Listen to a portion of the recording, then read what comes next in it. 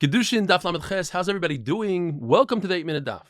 We're discussing the Isser of Chodosh, and that is all new grain from the 5 grains that grew after the second day of Pesach. It even took root after the second day of Pesach, is osur to eat, even in our days, even in Chutz La'aretz, until you bring the Omer on the second day of Pesach. Once you bring the Omer on the second day of Pesach, then it becomes mutter.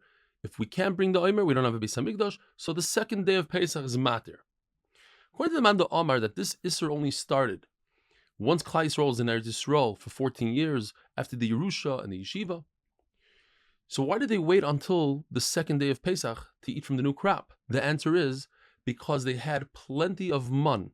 The mun lasted them all the way from Zayin Adar, which was the last day that the Omer fell. That was the day that Moshe Rabbeinu was nifter. The man only came in the schus of Moshe Rabbeinu. So they had this man from Zayin Adar all the way till Tes Zayin Nisan. Moshe Rabbeinu was nifter b'ktzei Eretz Canaan in Arvis Moav. And Tes Zayin Nisan, Klal Yisrael obviously was already in Eretz Yisrael, Eretz Neshamis.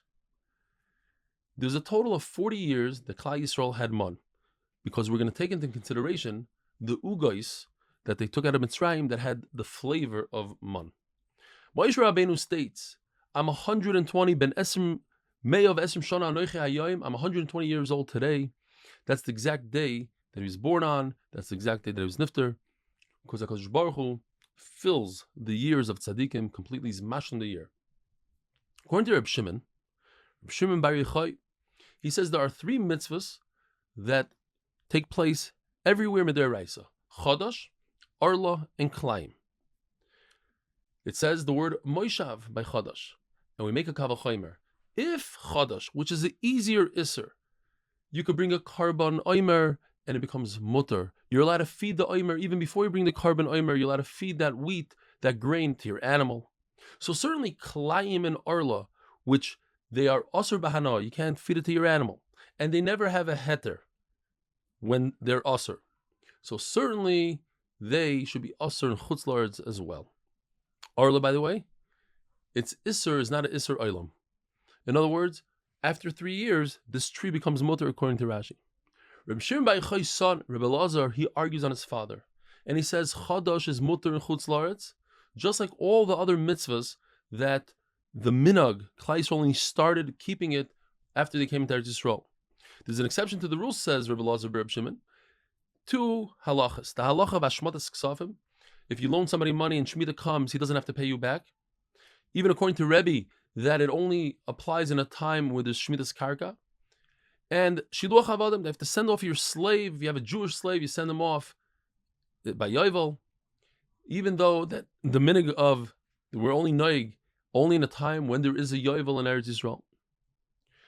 There's a Mishnah that says, anonymously, that Chodosh is Asur mid'oraisa, and we learn that Arla is a halacha l'Moshe Sinai, although there are those who argue and they say that Arla is not halacha l'Moshe Sinai, rather it's something that Klal Yisrael accepted upon themselves.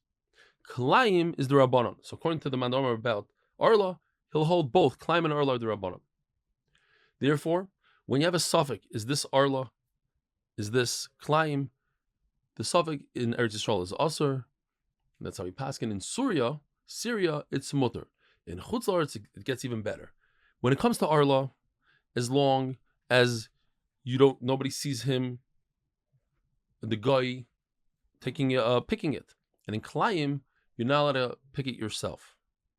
Rabbi Isai, have a wonderful day.